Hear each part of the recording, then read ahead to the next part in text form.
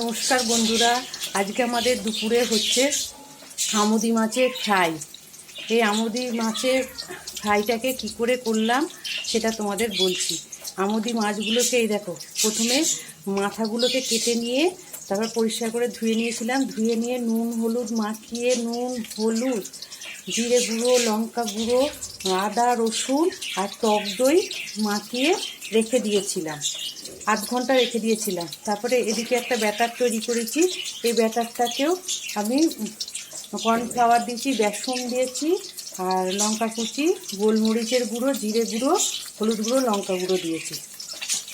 দিয়ে ব্যাটারটাকে তৈরি করে আরেকটু দিয়ে দিয়েছি বেকিং সোডা দিয়ে ব্যাটারটাকে তৈরি করে রেখেছিলাম। এই ব্যাটারটা তৈরি করার পর এবার এইটাকে মাছগুলোকে ব্যাটারটাকে মাখিয়ে এই মাছগুলোকে ফ্রাই করছি।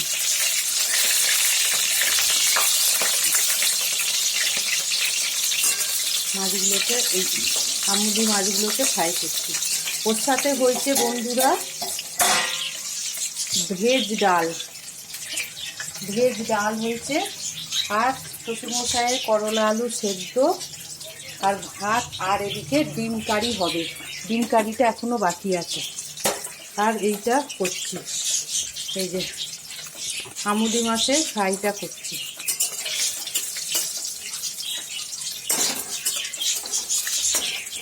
এরকম করে সব মাছ কটা আস্তে আস্তে আমি ভেজে তুলে নেব।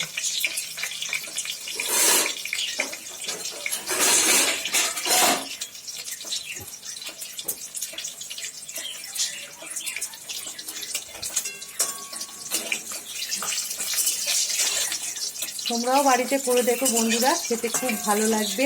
ভেজ ডাল দিয়ে আমুদি মাছের ফ্রাই খুবই সুস্বাদু লাগবে খেতে। তোমরাও বাড়িতে একদিন ট্রাই করে দেখো। আজকে আমাদের দুপুরে এই রান্না হয়েছে।